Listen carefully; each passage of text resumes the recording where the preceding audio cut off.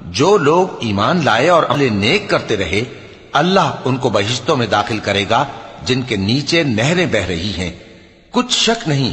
کہ اللہ جو چاہتا ہے کرتا ہے۔ جو شخص یہ گمان کرتا ہو کہ اللہ اس کو دنیا اور آخرت میں مدد نہیں دے گا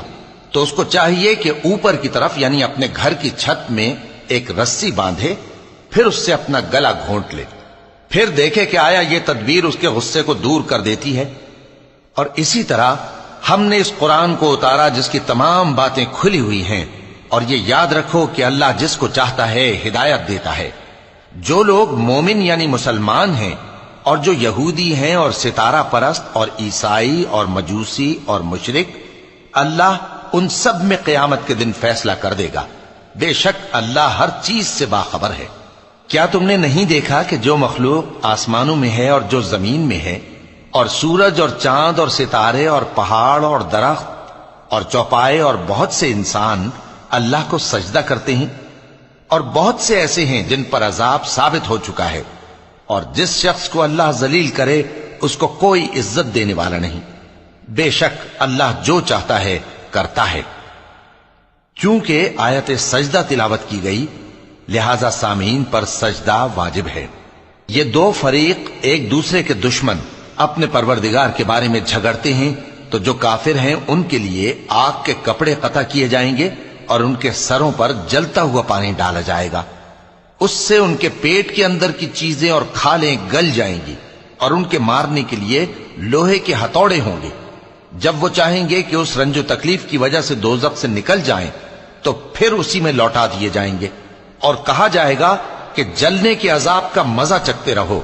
جو لوگ ایمان لائے اور عمل نیک کرتے رہے اللہ ان کو بہشتوں میں داخل کرے گا جن کے تلے نہریں بہ رہی ہیں، وہاں ان کو سونے کے کنگن پہنائے جائیں گے اور موتی، اور وہاں ان کا لباس ریشمی ہوگا،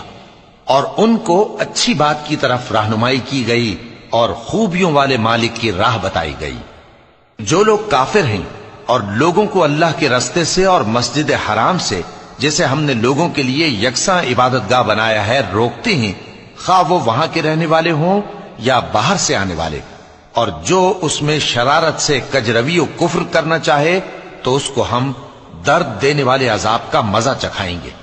اور ایک وقت تھا جب ہم نے ابراہیم کو خانہ کعبہ کا مقام بتا دیا اور ارشاد فرمایا کہ میرے ساتھ کسی چیز کو شریک نہ کیجو، اور طواف کرنے والوں اور قیام کرنے والوں اور رکوع کرنے والوں اور سجدہ کرنے والوں کے لیے میرے گھر کو صاف رکھا کرنا۔ اور لوگوں میں حج کے لیے اعلان کر دو کہ تمہاری طرف پیدل اور دبلے دبلے اونٹوں پر جو دور دراز رستوں سے چلے آتے ہوں سوار ہو کر چلے آئیں تاکہ اپنے فائدے کے کاموں کے لیے حاضر ہوں۔ اور قربانی کی ایام معلوم میں مویشی چوپایوں کے ذبح کے وقت جو اللہ نے ان کو دیے ہیں ان پر اللہ کا نام لے۔ اب اس میں سے تم خود بھی کھاؤ اور خستہ حال ضرورت مند کو بھی کھلاؤ۔ پھر چاہیے کہ لوگ اپنا میل کچیل دور کریں اور منتیں پوری کریں اور اس قدیم گھر یعنی بیت اللہ کا طواف کریں، یہ ہمارا حکم ہے۔ اور جو شخص ادب کی چیزوں کی جو اللہ نے مقرر کی ہیں تعظیم کرے